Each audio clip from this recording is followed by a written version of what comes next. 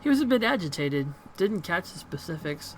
Might have been over a woman. Thought I was going to have to show him out, but I had to deal with a couple of rival go-gangers posturing for one of the working girls upstairs. Jake helped Sam out instead. Thanks for the info. No problem. So I can go in here and talk to these people. This is like the VIP room. Okay, Johnny Clean. What's up, Johnny Clean? He looks like a janitor. The man is dressed like a janitor, but is wearing unusually clean overalls. He's tall, rail thin, and has a cunning look in his eye that says he's more than just a maintenance man. Howdy. Name's Johnny Clean. You new? I am. I imagine you've seen all sorts of things in a place like this, eh? True, quite true. And I keep my mouth shut about it, too. That's the secret to keeping a job here, and staying alive in general. Gotta work. See you around. Well, you know help. What about Noog? What's up? Do you have a love potion? What's up, Noog? Noog, covered in glowing magical talismans and fetishes, the troll does not seem fully of this world. He mumbles to himself constantly, apparently participating in several conversations at once, but with entities you can neither see nor hear. I told you it's not like that at all. Bring me truth and you shall have it. I am honored, your majesty. That was why I said to use mustard instead of ketchup. Forgive me, Jean, I was a fool. He looks you in the eye. His other conversations on hold. You may peruse my magical wares and see their glory. Let's see what he's got here. He's got weapons. Power bolt. He's got spells, which I can't really use. Conjuring, cheat casting, consumables. None of that stuff I can use. Okay. So let's see what's down here. Anybody over here we can talk to? Oh, Miss Kubota. Yes, let me stand behind you so I can talk to you. Miss Kubota watches you cross the room, sizing you up as you approach. As you get closer, you can see that she's a mixed race, African and Japanese. Her demeanor says, "This is my house. Mess with it at your peril." But her eyes twinkle with a playful light when she speaks. Konbanwa, good evening. Konbanwa, good evening. Are you enjoying the Seamstresses Union? There should be plenty for a woman like you to enjoy. She eyes you closely. Or is this business?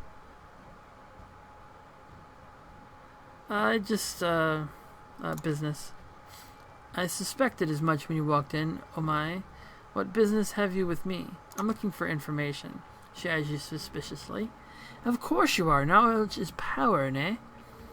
So I've been told. So, Ka, and why should I help you?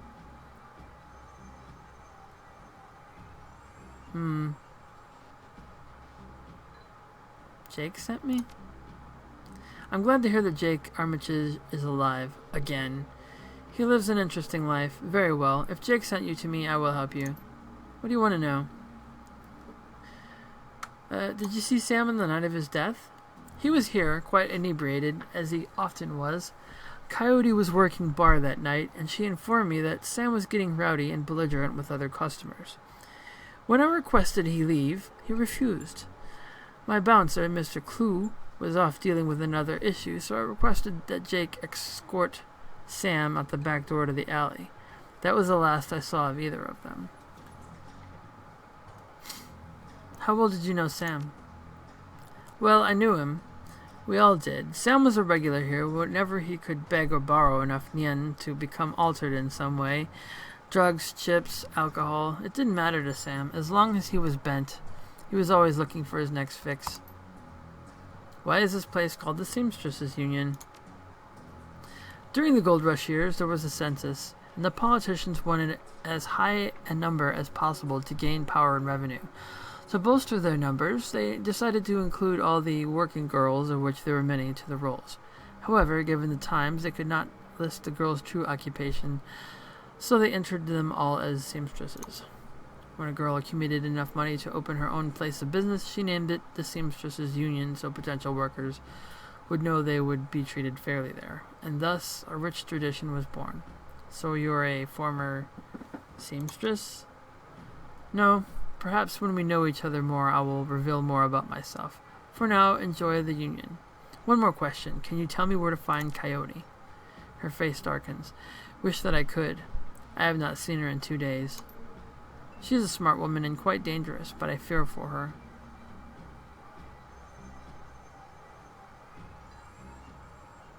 If she's dangerous, why fear for her? Please, if you are what you think I are, you know.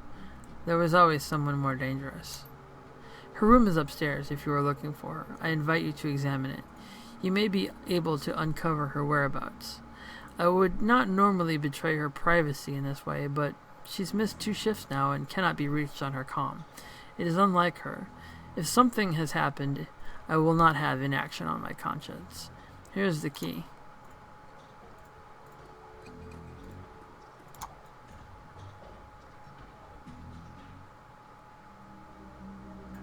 Okay.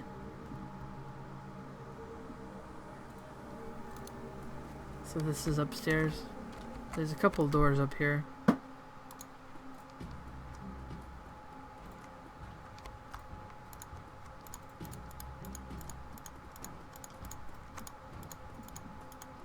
What is this lady?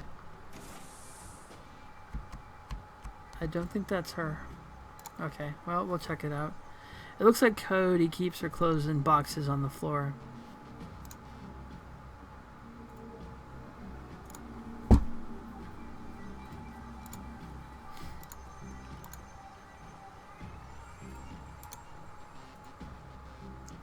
Cody's computer is ancient.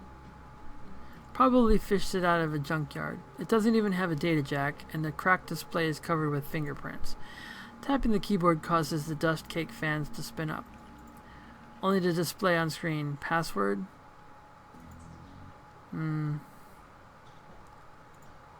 Without the password, the only other option on screen is a password recovery button.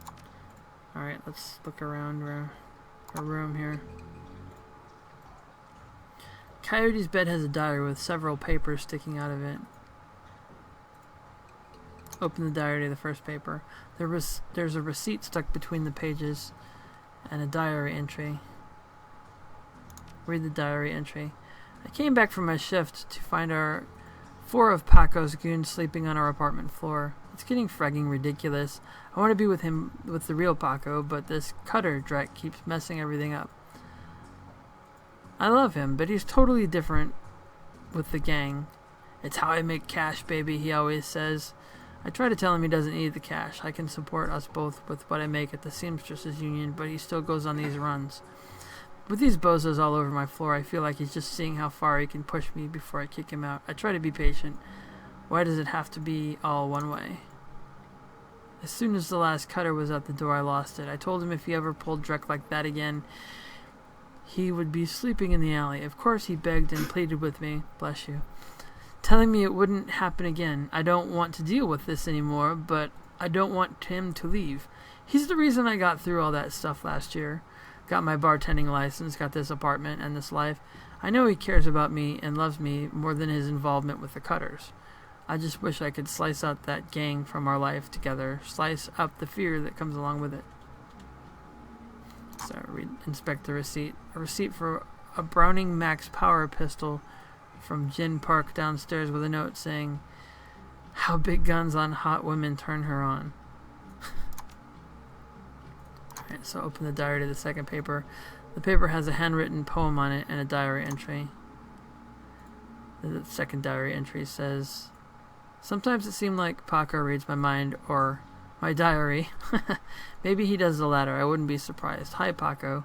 Ever since last week, he hasn't mentioned the cutters once. He leaves the apartment with a "see you in a few hours, babe," and returns later without comment. I don't know if it's really going to help for us to avoid the subject in conversation completely, but I felt better without our constant arguing about it. The last 2 nights I've come home from work to Paco waiting up for me, slouching on the old dumpster couch with a novel 4 inches from his face. Wait, why isn't Paco here then? Okay. I imagine that I turn the key in the door, he perks up and makes himself look especially studious for when I get the door open. He seems superficially surprised to see me But I love this little act. Read the poem. Let's just say that Paco should stick to guns and motorcycles and leave poetry to others. Open the diary to the third paper. There's a receipt and an old photograph stuck between the pages. Look at the picture. The picture shows a young girl with caramel skin and dark brown hair. She has a snake wrapped around her arm, yet she is smiling. The back of the photograph has shadows scrawled on it. Inspect the receipt. A COD receipt for a special order. 5 pounds of zebra meat from Maury's Meat Emporium, located near Pike Place Market. Okay. Fourth paper has... I've got to write that down, don't I? I should write that down. A receipt for a wall safe installed near the bathroom door. Excuse me. Set to a combination of 342, 436, and I've written it in red on an orange post-it note, and I can't see it in the dark. Very good. Okay. Alright, put the diary back down, and let's go over to the wall safe. Input the code found in Coyote's diary. The safe beeps cheerfully in response and the door comes open. So what's in there? A frag grenade, that's it? Okay. Let's look at this poster. A framed painting of the Chicago skyline done in stylized silhouette. TV? The stand is littered with action movies and cigarette burns. Alright.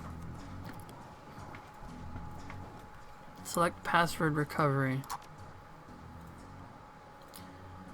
Please answer 3 security questions to reset password. Your first childhood pet. Oh, Shadow. Answer stored. Your favorite musical act. Oh, it was one of these. I think it was that. Answer sorted. What is the name of your hometown? I'm guessing it's Chicago because of the picture. Answer stored. Did I restore it? Your security answers were incorrect. Okay, I gotta look at the diary again. Because it said the musical... Was it the third? No, it was the second one. Go back.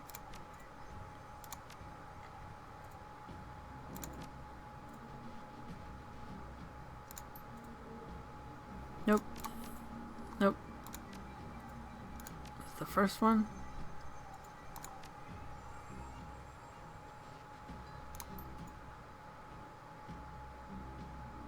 Huh. Is it the fourth one? It's one of these.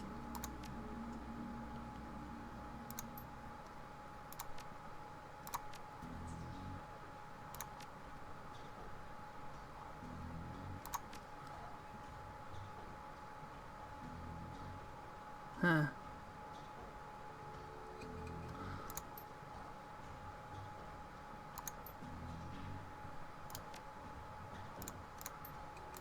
All right. Let's see if I can find...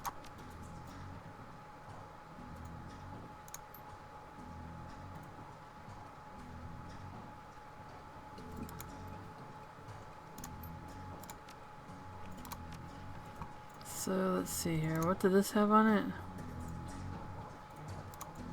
What did this have on it?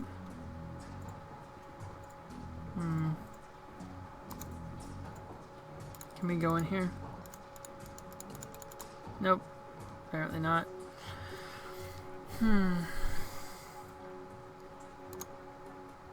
could swear that had the